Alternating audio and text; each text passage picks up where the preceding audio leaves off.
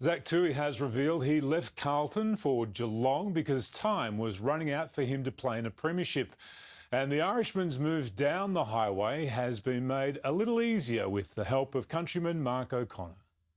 Having spent 6 years away from Ireland, it's fair to say Zach Tui has forgotten how to speak Gaelic. Nice to talk to you, Zach. Yeah, good, thanks. Tui may be taking language lessons from fellow Cats recruit Mark O'Connor, but in return, he's teaching the 19-year-old Irish sensation how to follow in his footsteps. Hold it side on, sort of kick the belly on one side of it. Tui has transformed himself from a raw Gaelic footballer into an attacking defender. But after winning just 48 out of his 120 games for Carlton, he requested a trade to the Cats. I just wanted to be somewhere I could, hopefully have some success and be happy. The 26-year-old says his best football is still ahead of him. He knows he'll be booed by Blues fans, but is looking forward to it. I really enjoyed my time at Carlton, but we both agreed it was time to kind of part ways, and I've no doubt I made the right decision. I know Carlton were happy with the decision as well. O'Connor's Gaelic football history will give him a head start in learning some of the tricks of the trade. But coming from a game with no tackling, he knows some aspects will take getting used to. I remember Barry Hall. He was in particular the fellow I remember, a monster of a man. O'Connor possesses the same raw talent as Tui and even shares his phobia of Australian spiders. A huntsman, I'm not joking, was the size of my hand, over the bed this morning.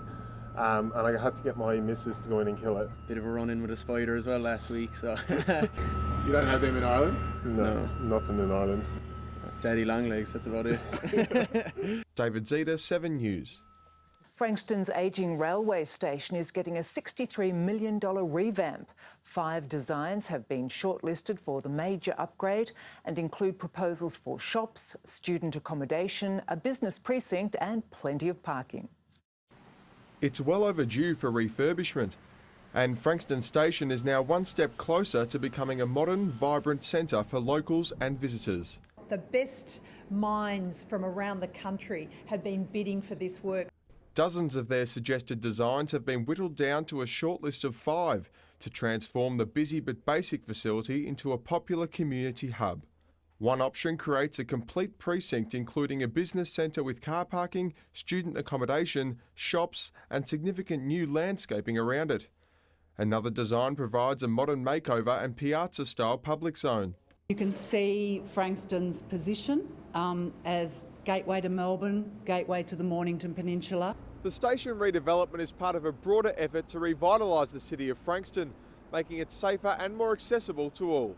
When I was asked what I wanted for Christmas, I said I've already got it. I walk along this street every day and look at the changes that are happening and the energy and the vibe in Frankston. Locals say the project is a step in the right direction. Not a lot of people do want to come because what it looks like now. There's so much potential in this place.